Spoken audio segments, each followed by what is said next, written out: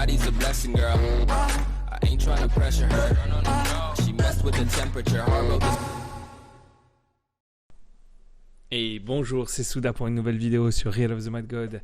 Aujourd'hui, on va juste faire une vidéo sur l'introduction du jeu, présenter les 4 points fondamentaux. Est-ce que le jeu est payant ou pas? On va aussi parler des classes, des stratégies de début de game et comment aborder le level up et les premiers abords en tant que high level. Donc, premier sujet, tout de suite on rentre dans le vif, pas de temps à perdre.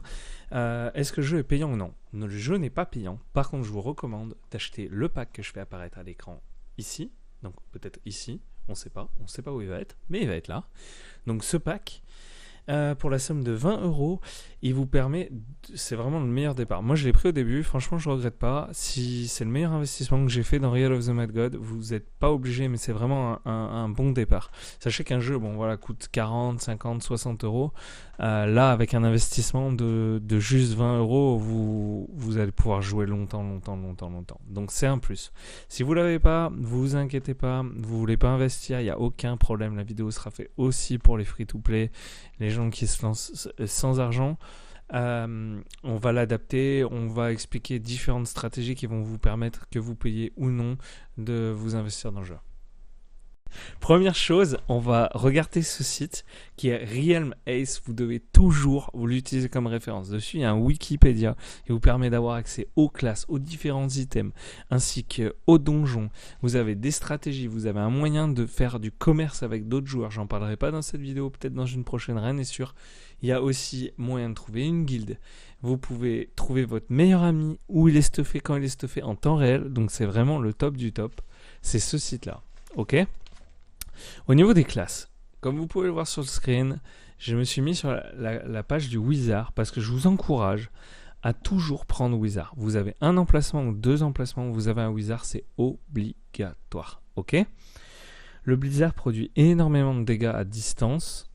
Son spell, donc sa touche espace, va permettre de faire beaucoup de dégâts. Si vous le mettez exactement sur le personnage que vous tapez, tous les hits, au lieu de s'écarter, vont taper d'un coup sur lui. Donc ça fait un coup concentré. Au lieu de faire potentiellement 1, 2, 3, 4 coups qui touchent si vous avez de la chance, là vous avez les 8-9 coups qui lui mettent un sacré dégât. Donc ça fait pas mal de dégâts. Donc quand vous utilisez votre spell, vous mettez bien votre souris, le curseur pile sur le boss, ça va faire beaucoup de dégâts. Donc ça, c'est le bon plan. L'idée, c'est d'avoir un wizard. Si vous avez 2 emplacements, je parlerai toujours en 2 emplacements et 2 coffres. Donc, que vous ayez payé ou non, ça sera toujours bien de les avoir. Si vous n'avez pas payé, vous vous connectez bien mensuellement, ce qui va vous permettre tous les jours, quotidiennement et mensuellement, vous avez une chance de choper un coffre ou un personnage selon le calendrier que je vous montre là. Donc voilà, ça c'est le calendrier d'un mois. C'est un exemple, tous les calendriers ne sont pas les mêmes, ils changent d'un mois à l'autre. Donc ça, pour les free-to-play, c'est vraiment ce qu'il faut faire. Même si vous jouez pas longtemps, vous vous connectez, vous récupérez votre récompense, vous partez au travail, etc. Il n'y a aucun problème. Au niveau de la classe, si vous avez 2 classes, donc je vous encourage à faire toujours un wizard et toujours en deuxième classe un nécromancer. Le nécromancer, comme on dit, je vais tout en anglais. Donc ce qu'il faut le faire, c'est monter juste un wizard niveau 20 et un prêtre niveau 20. Ensuite il est débloqué. Une fois que vous avez le wizard, ce que je vous encourage à faire, c'est à le jouer en deuxième classe. Donc ça, c'est les 2 premières classes les plus importantes. On va juste faire dans l'ordre. Le rogue, c'est très dur à jouer. Je vous encourage à pas vous lancer dedans tant que votre pet n'est pas amélioré. Pour être honnête, même moi, je pense que le rogue, à mon niveau de jeu là maintenant, c'est difficile. L'archer, c'est très bien. C'est un équivalent du wizard un peu moins fort qui tire à travers les mobs, donc c'est pas trop mal.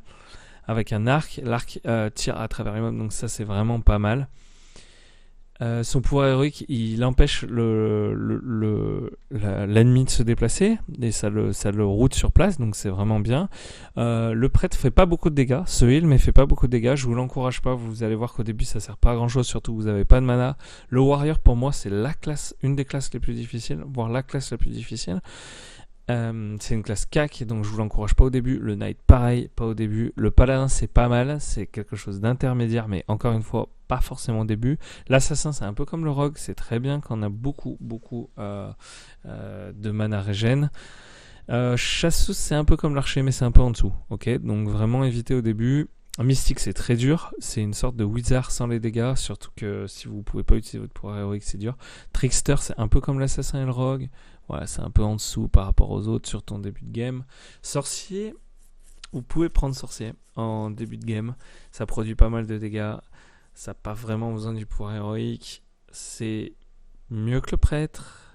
C'est dans le même genre. Hein. Prêtre, sorcier. Les deux utilisent des baguettes. Voilà.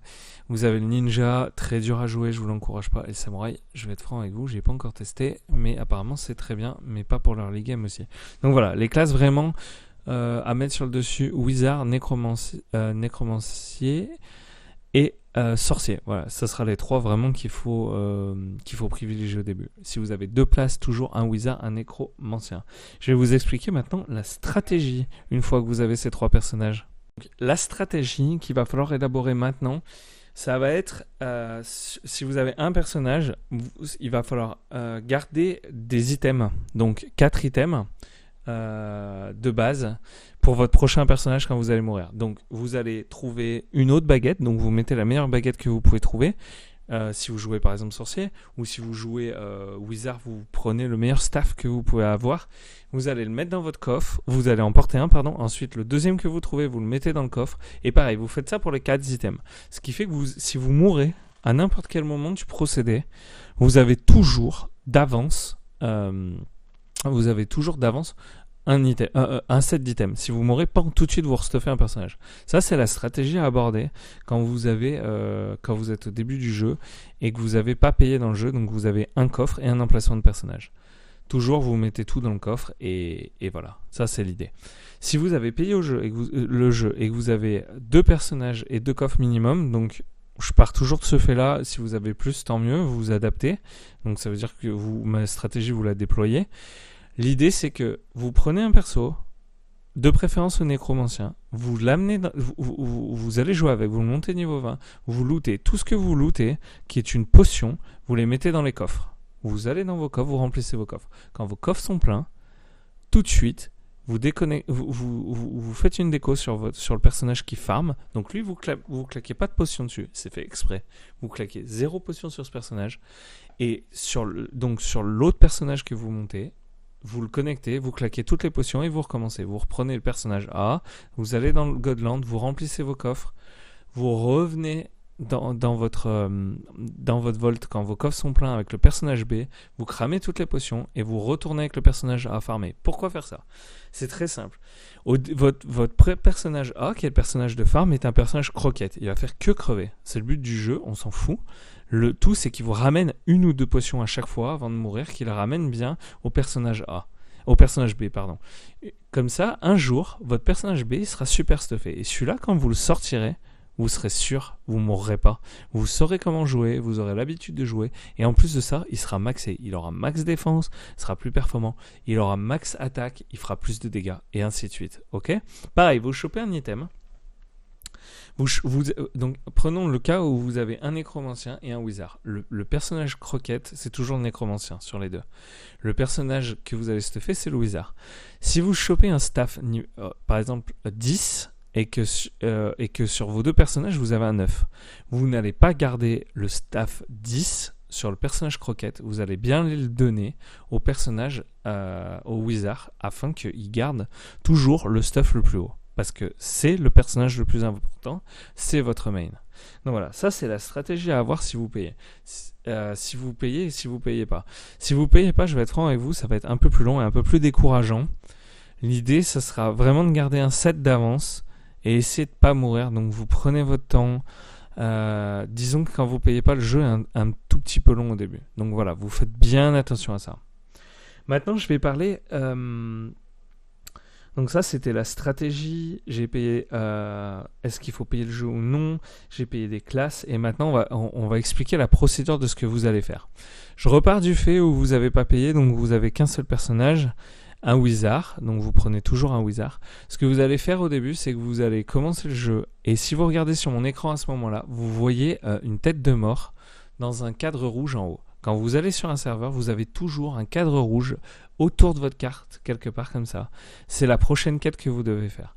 Donc, ce que vous faites, c'est qu'avec votre personnage niveau 0, pardon, c'est personnage niveau 1, vous allez faire la quête que vous voyez apparaître en rouge. Quand la quête est finie, vous allez faire la suivante, et ainsi de suite, jusqu'à que vous soyez niveau 10. Une fois que vous êtes niveau 10, vous allez ouvrir votre carte, et vous allez trouver un groupe de personnes, et vous allez vous téléporter. Pour vous téléporter sur quelqu'un, vous cliquez sur votre carte, et ce que vous allez faire, c'est que vous allez cliquer bouton droit et téléporter.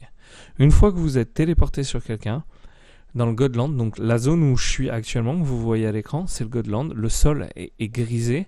C'est l'endroit où il y a les dieux. C'est les mobs les plus durs hors donjon que vous allez trouver. Donc vous vous y aventurez pas seul niveau 10. Niveau 10, vous êtes très impuissant, vous êtes très faible, vous mourrez très vite.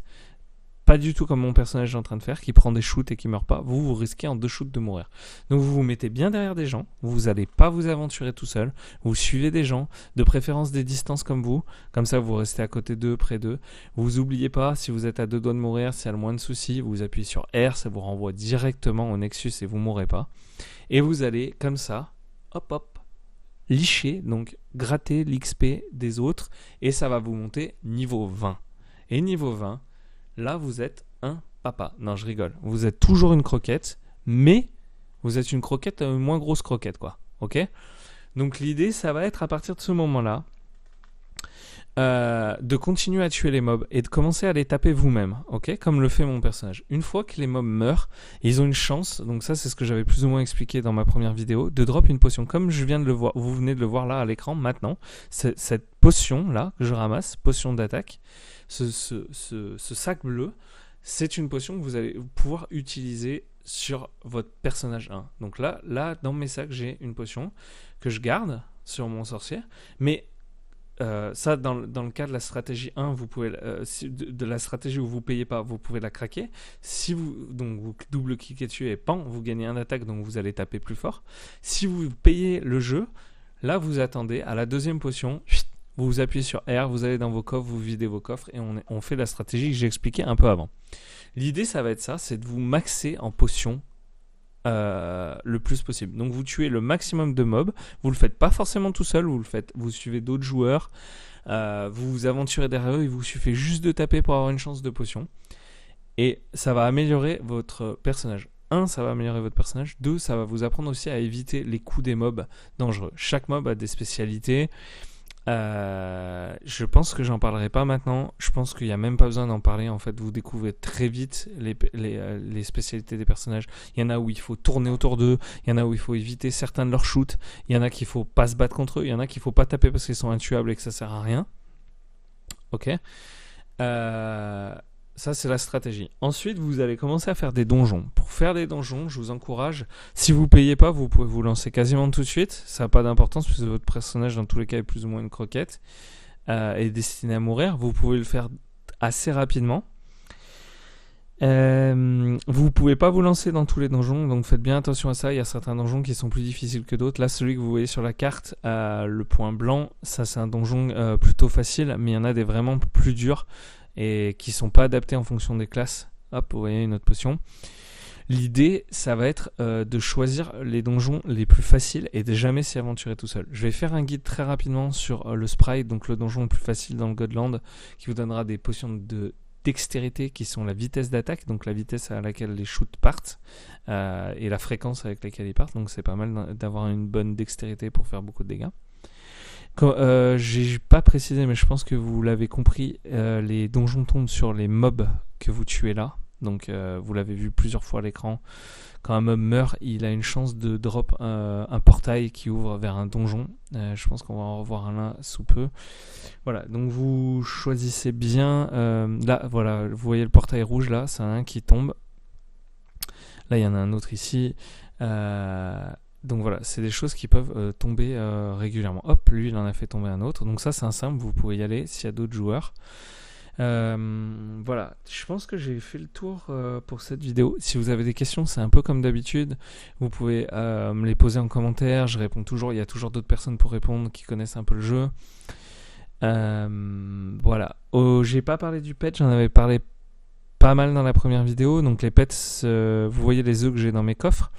Ça permet d'avoir des pets. C'est pas trop mal d'avoir des pets qui permettent de healer, de rendre de la mana, etc. Donc les stats à privilégier, c'est toujours heal, magic heal et électrique. Donc chaque mob dans le Godland a une chance de drop un œuf. Cet œuf, vous avez juste à aller dans votre pet yard pour l'ouvrir. Vous regardez ce que vous avez dedans. Il faut heal, magic heal et électrique. Afin de monter le pet, il suffit de lui donner de la nourriture, mais ça c'est tout expliqué dans le pet yard. C'est assez complexe, faut pas faire d'erreur, faut bien focus le bon pet. Si un jour vous avez besoin de conseils, de précision sur les pets, vous n'hésitez pas à me le dire. Autre chose, à gauche, là il y a ma caméra donc vous le voyez pas, mais il y a le chat. Sur le chat il y a des gens qui appellent. Par exemple, ils sont sur un donjon. Et donc ce qu'ils vont faire, c'est qu'ils vont dire voilà, j'ai ce donjon, venez m'aider. Vous pouvez cliquer sur eux et vous téléporter directement là. Vous faites attention. Des fois, ils appellent, c'est des cacs, des gros tanks qui sont au milieu d'un pack, ils en ont rien à faire, mais vous faites la croquette, vous mourrez immédiatement. Donc vous faites bien attention à ça. Voilà, je pense que j'ai fait le tour pour la vidéo. Si vous avez, donc encore une fois, si vous avez moins de questions, vous n'hésitez pas. Je vais faire une vidéo sur le sprite assez rapidement que vous pourrez consulter. Ça vous donnera une première approche de votre premier donjon. Et puis sinon, je vous souhaite une bonne fin de journée. Au revoir.